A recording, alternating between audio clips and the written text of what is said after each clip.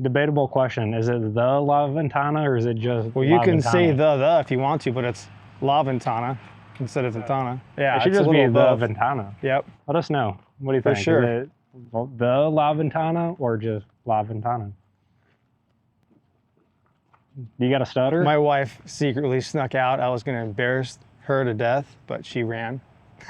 Illy, we're talking about these bags that he got. I don't know where they came from. She's like, don't talk about me.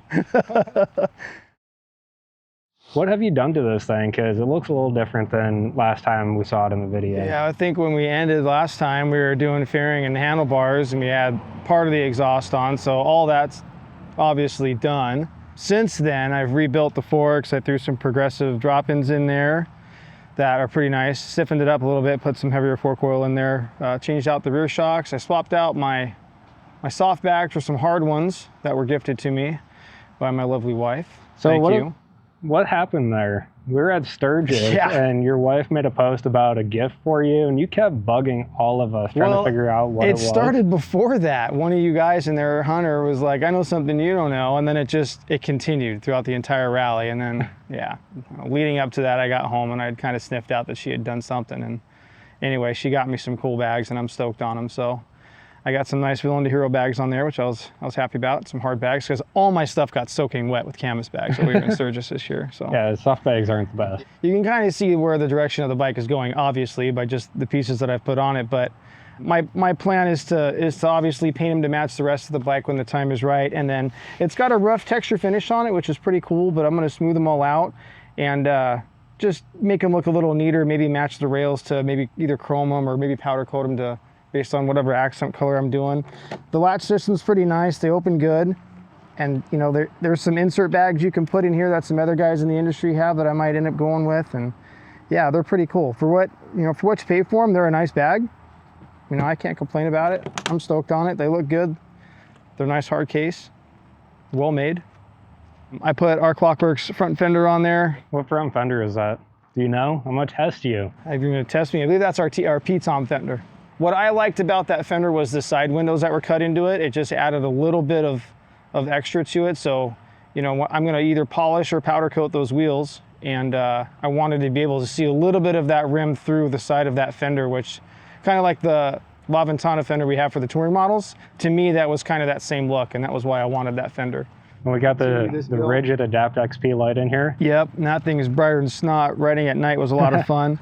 And you swapped out the windshield from a 9-inch. Yeah, because I'm tall, so yeah. I needed something a little taller for riding long distance like that. It was a nicer ride for me that way. The shorter one looks way cooler, I think, but they both work really, really good. And the 12-inch was good for my height, so I was happy to swap that out. No complaints. I had some tail lights sitting around that I had put on, and I'm going to tell you don't cheap out on anything that you put on your bike anywhere. Okay, I ended up buying LED tail light from the guys over at Electric Lighting, and I've got some turn signals that I haven't put on yet, and I plugged that thing in, and it was awesome. I'm so stoked to have that. It works so good. So just because you can buy it cheaper doesn't mean you should? No, don't cut corners. Just do it right. I don't even know where I had that other one from. I just knew what it was and what it did, and I put it on because I had it, and then it made it through one Sturgis rally, and then it stopped working. So buy the good stuff. Don't cheap out.